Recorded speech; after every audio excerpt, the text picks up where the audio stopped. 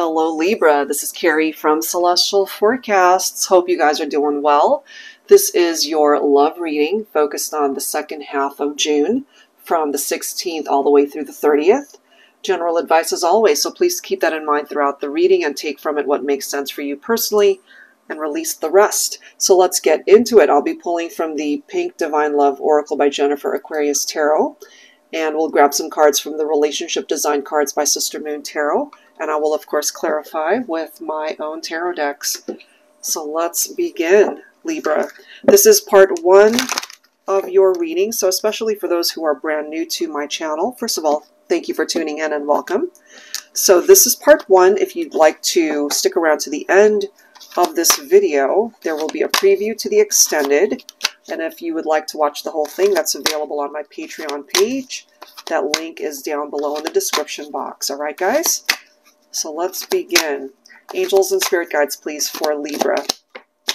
So we're starting off with open up, shy, timid, reserved. So is there somebody here who feels that you're not opening up to them? Or it's the other way around. Maybe you want them to open up to you, but they're just not doing it.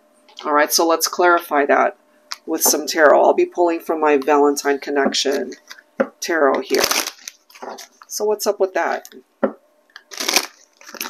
Angels and spirit guides, please, for Libra. Why aren't they opening up? Well, we've got the Hierophant. Some of you guys could be dealing with a Taurus. This is actually a good card towards someone's intention to commit, commitment. And they could also have learned some sort of lesson here, a spiritual lesson typically. What is up with that? Let's see.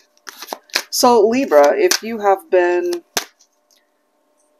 maybe dealing with somebody who had commitment issues, that could be why that's presenting itself. Speaking of commitment issues, we've got the Knight of Wands, and sometimes, the Knight of Wands can be known to be the player of tarot. They're not really looking for anything as far as long-term commitment. It could just be that they're looking for these adventures and not really looking to settle down. So this is a very different energy from the Hierophant, because this is someone who's ready for commitment. The Knight of Wands, not so much. We've got the Lovers card here. So some of you might have dealt with infidelity in the relationship,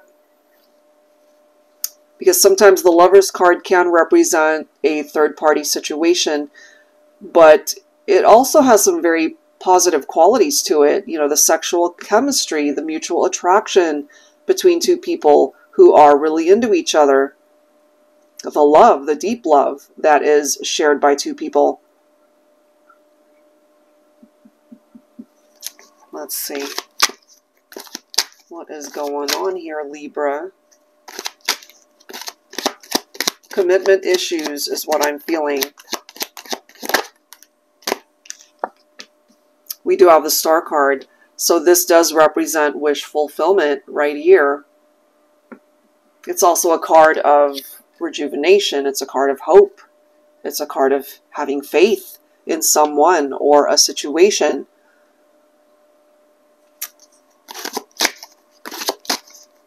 Let's grab another. Maybe you're being directed onto a different path, Libra, in order to find the type of love where somebody's really capable of committing to the partnership.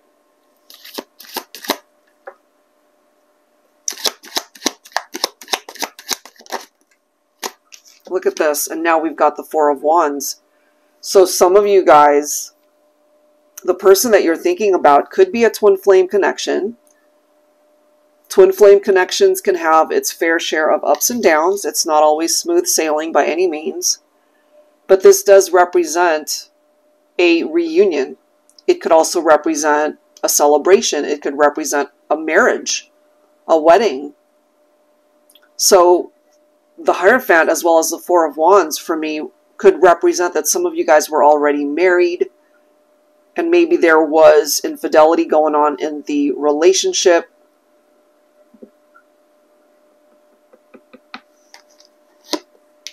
we do have the World card right here, and then we've got the Three of Cups. So the Three of Cups representing that celebratory type energy, you know, weddings, toasts, something or a cause to celebrate, happy times ahead. The World card, of course, representing a cycle that either has already completed or it's about to or it needs to. The way I see the World card, for me anyway, it's like presenting you with doors that need to close in order to make room for doors that you need to open.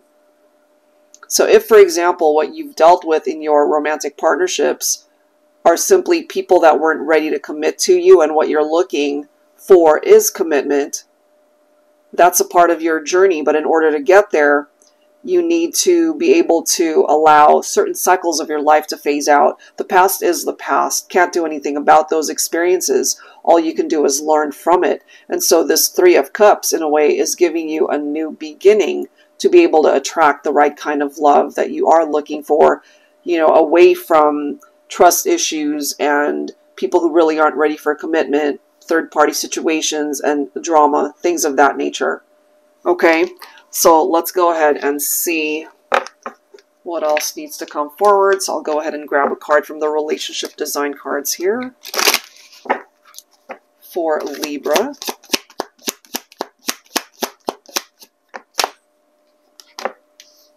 We have history, childhood, past lives, karmic ties. All right, so you and this person definitely have shared a history together. And bottom of the deck, we have this card, special, different, stands out, favorite. So no doubt there's something about this history that you have shared with this person that could have been very special. They could have been unlike anyone else that you've ever met. But there are lessons to be learned in all this as well. So it might have actually been a really great connection. But there's something here from this individual as far as their capability to commit to you fully. You know, that's just kind of what I'm picking up for some of you guys. So let's grab some tarot from my Celestial Cosmos Tarot deck.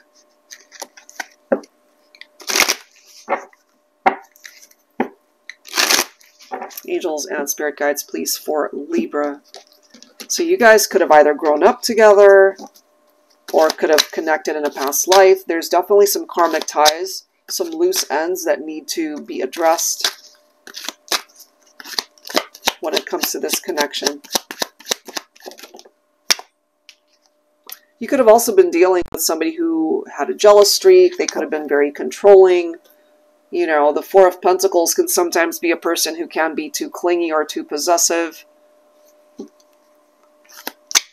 They could also be the type to be very frugal or overly frugal with their money. So sorry about that, guys. My camera glitched on me. So anyway, we've got the Four of Pentacles right here. This can sometimes be a person who's too possessive or overly clingy. They also tend to be very frugal. They can be a bit of a cheapskate. They tend to really want to hold on to every bit of income, money that they make. So some of you guys could have even been arguing about money, if that makes sense.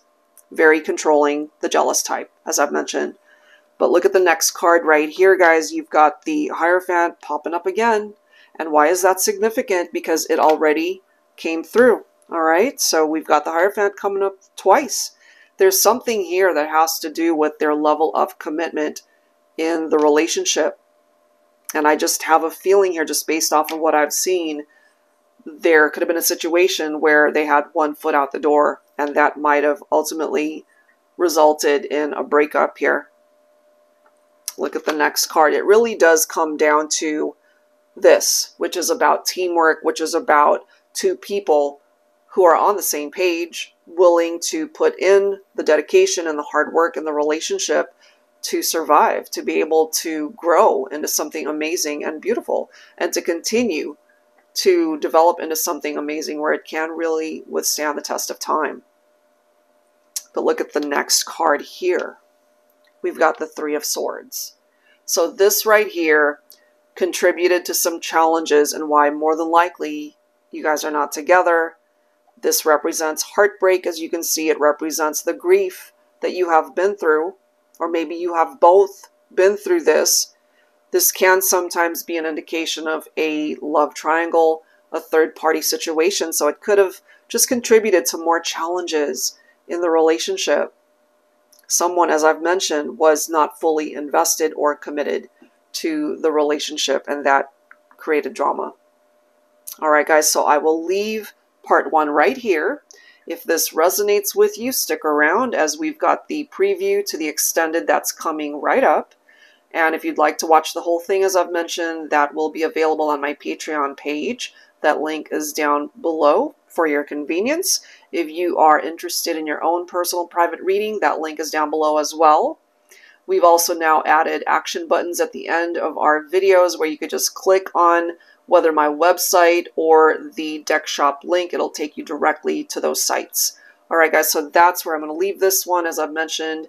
And that's it for now. Thank you so much, and I will see you guys next time. Take care. So for those of you who are on separation, and, you know, infidelity is just one example. It doesn't have to be that. It doesn't just have to be a love triangle or a third-party situation. Maybe some of you guys went into separation for something completely not that, you know. So there's the potential here for you guys to ultimately work it out, but there's some work for sure that needs to be put in. So let's go ahead and grab some tarot. I'll be pulling from my Tarot Teacher. This is the revised edition. Angels and Spirit Guides, please, for Libra, second half of June. What else do we need to know?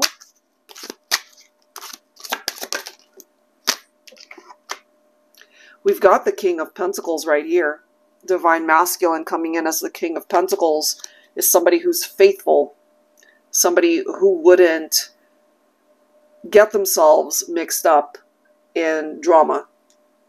All right, so if the masculine here created a separation due to infidelity, they might have now realized in order to win you back, Divine Feminine, that they're going to have to come towards you correct. They're going to have to be fully committed.